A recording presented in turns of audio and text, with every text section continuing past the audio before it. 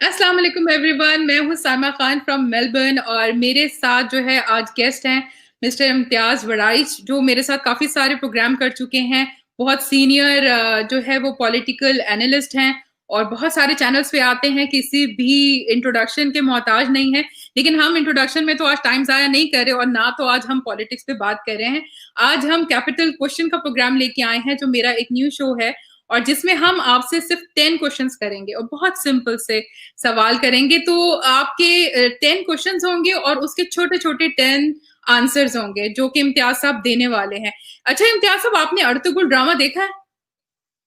नहीं, मैंने नहीं देखा, सच्ची बात है। अच्छा, अर्तुगरुल ड्रामा के अंदर जो है ना, वो जैसे हम लोग, आप तो माशाल्लाह बड़े वाले वकील हैं सुप्रीम कोर्ट के, मैं छोटा वकील हाई कोर्ट वाला।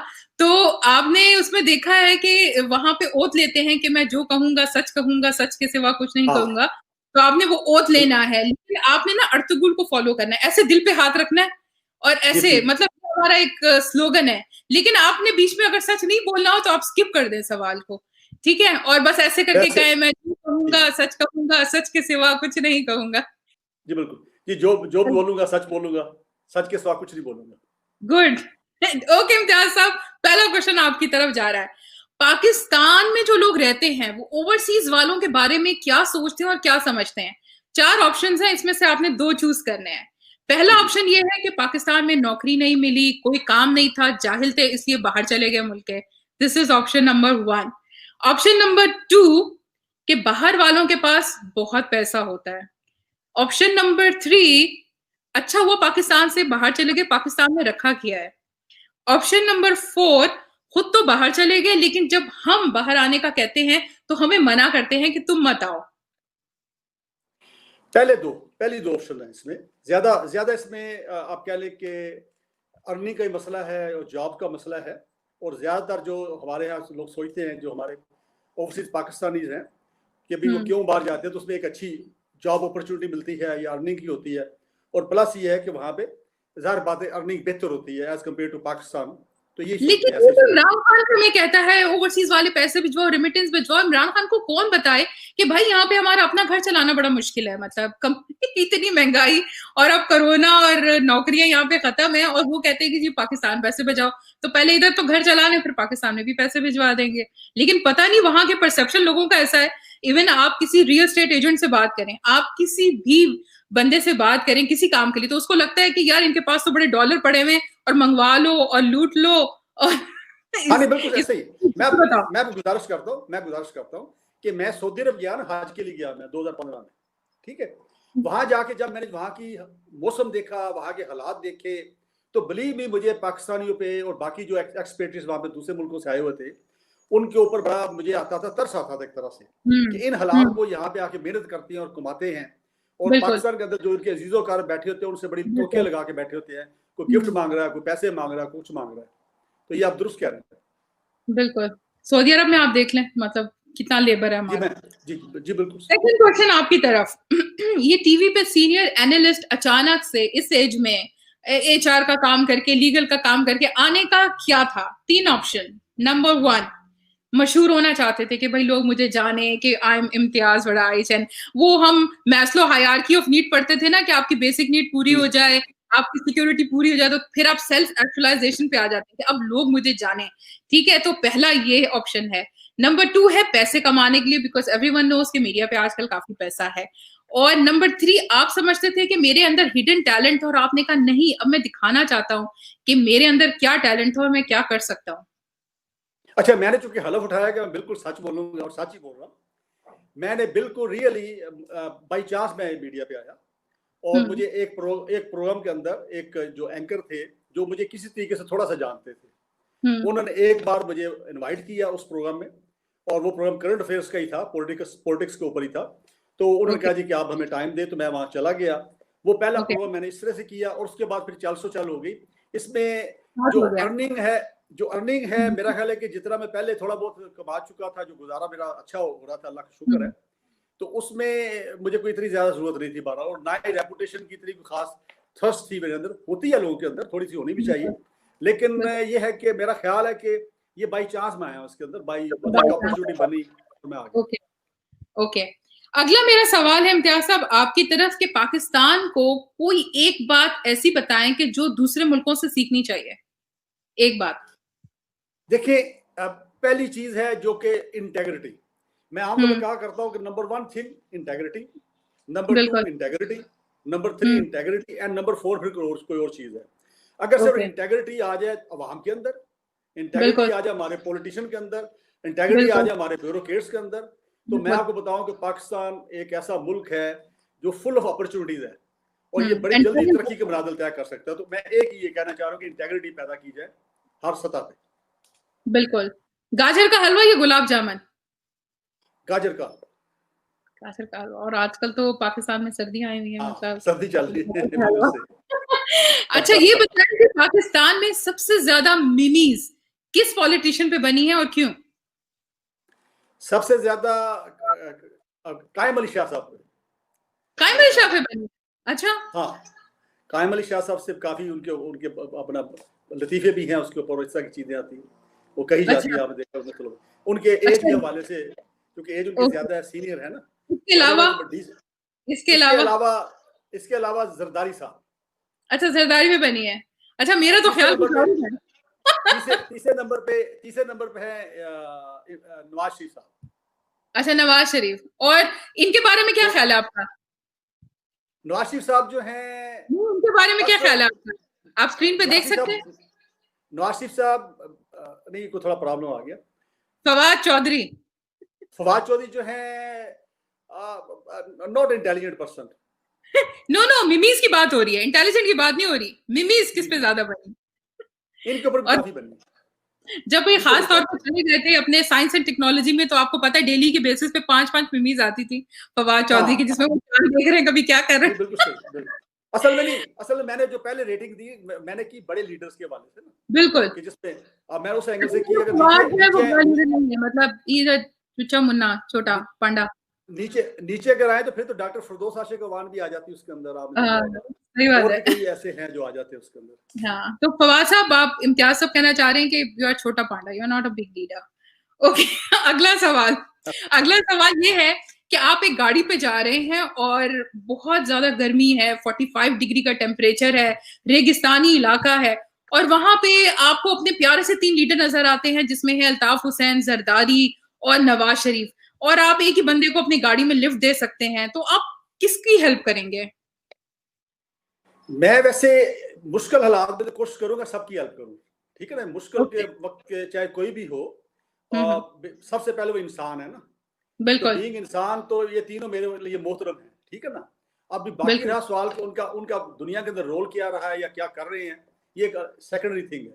तो मैं तो मैन गाइड पे बिलीव करता हूँ। इन्होंने कुछ भी किया जैसे भी हो, लेकिन इंसानियत के तहत आप इनकी हेल्प जरूर करें। जी बिल्कुल, मैं करूँ, बिल्कुल मदद करूँ। तो हमारे व्यूअर्स भी हमें बताएं कि अगर वो इम्तियाज साहब की जगह हो तो इन तीनों लीडर के साथ क्या करेंगे, जरा हम भी देखें कि दुनिया क्या समझती है कि क्या। अच्छा, अगला सवाल जो मेरा आपके साथ है वो ये है कि टिकटॉक पहले गवर्नमेंट ने बंद की, फिर उसके बाद जो है वो आपकी पबजी भी बंद की, और उसके कुछ अरसे के बाद शोर हुआ, रोना धोना और तमाशे, और उसके बाद फिर खोल दी। तो गवर्नमेंट की क्या क्रेडिबिलिटी है? चीजें बंद करो और कुछ अरसे के बाद रोना धोना हो, फिर उसको ओपन कर दो। तो अगर गवर्नमेंट ऐसी करती रहे तो क्या है? एंड डू यू थिंक कि टिकटॉक बंद होनी, मतलब बंद रहनी चाहिए थी, या अच्छा हुआ कि वापस स्टार्ट कर दी? नहीं, मेरा नहीं ख्याल किसी चीज को बंद करना चाहिए। देखो, घुटन का माहौल नहीं बनाना चाहिए।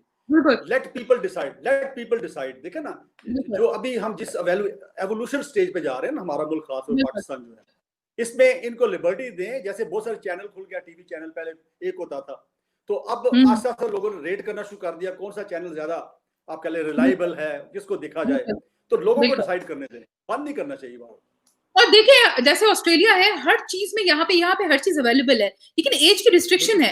ऐसा नहीं है कि छोटा 6 साल का बच्चा भी जो है वो सारे काम छोड़ के टिकटॉक बनाने के लिए बैठा हुआ है। एजुकेशन का टाइम है। आई थिंक हमारे बैलेंसेस नहीं है और एज वाइज रिस्ट्रिक्शंस नहीं, रेगुलेट करना चाहिए। देखे ना, चीजों को रेगुलेट करना चाहिए, बजाय इसके बंद कर दें उसको।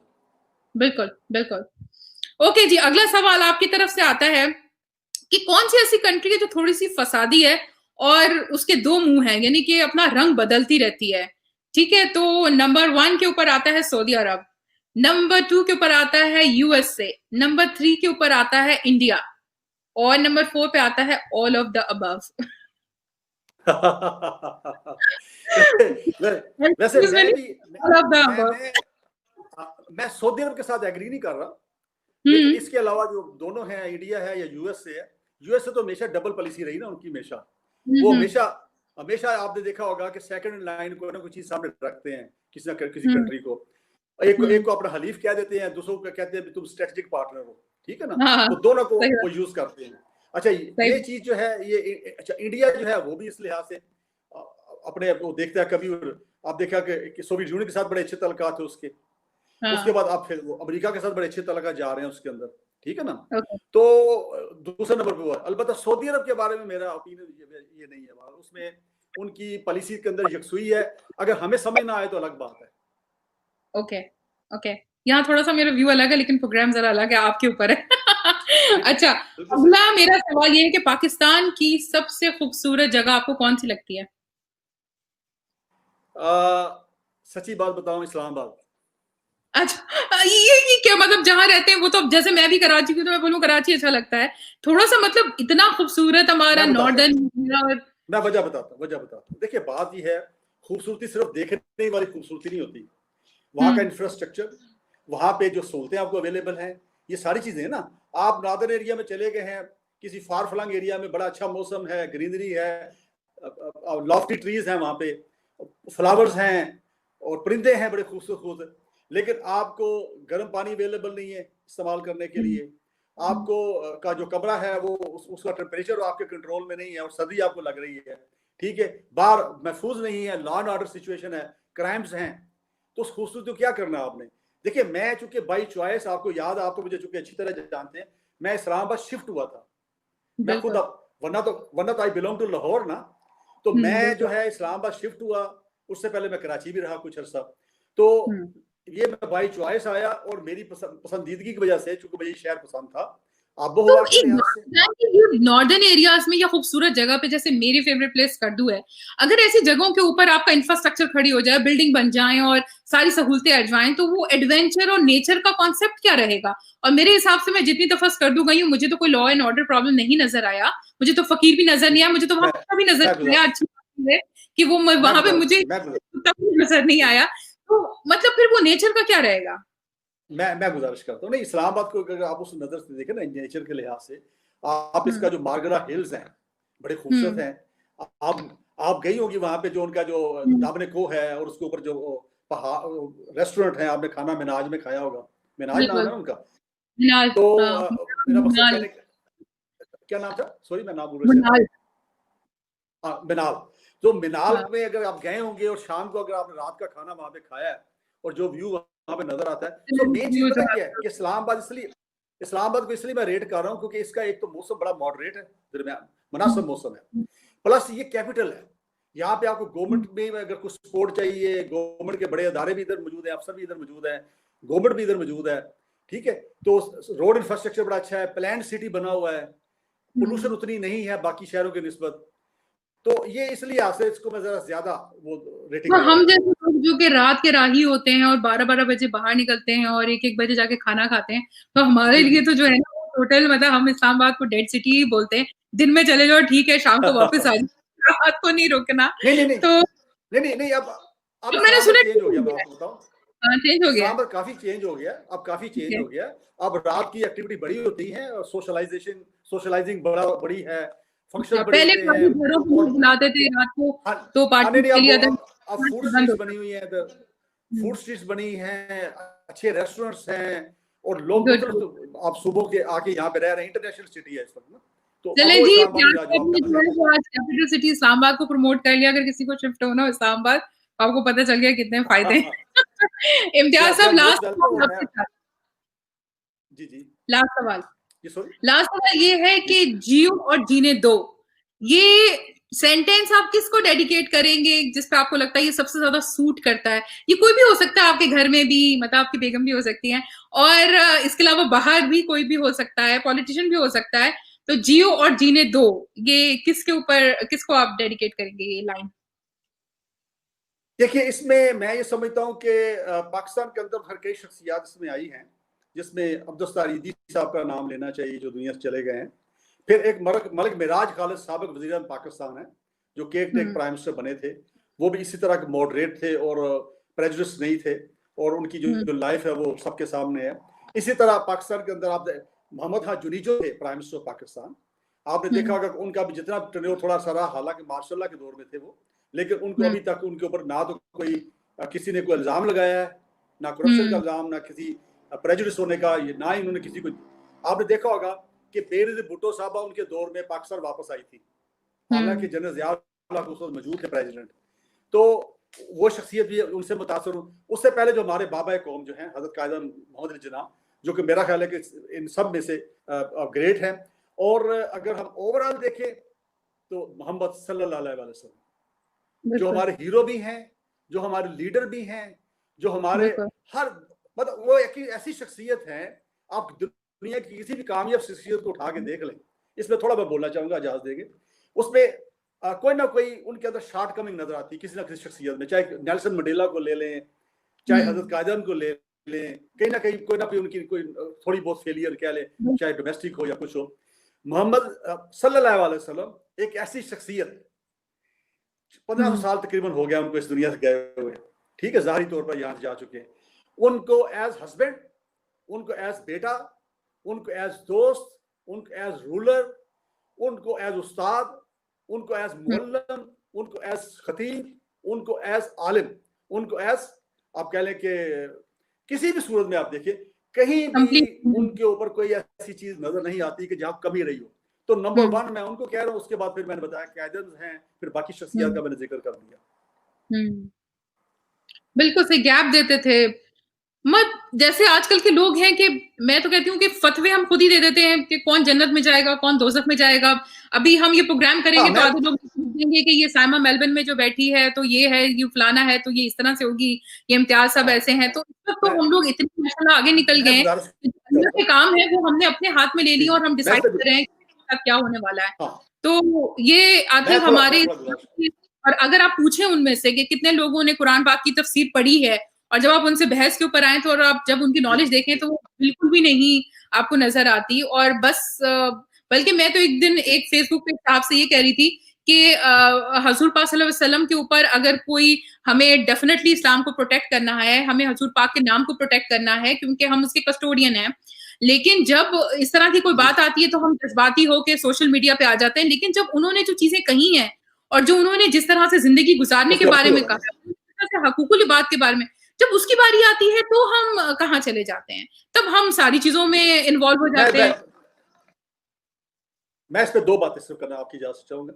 देखिए, पहली चीज तो ये है कि हमें किसी ने हक नहीं दिया कि हम डिसीजन लें किसी के बारे में, कौन गुनाहगार है, कौन नेक है, कौन जो है उसके कैरेक्टर पे क्या है, इसका राइट हम ना किसी को काफिर करार दे सकते हैं, ना हम किसी को आप कह लें कि गुनाहगार करार दे सकते हैं। हमें कोई राइट नहीं है। हमें अपनी शख्सियत की तरफ देखना चाहिए, अपने किरदार की तरफ देखना चाहिए, अपने अखलाक की तरफ देखना चाहिए।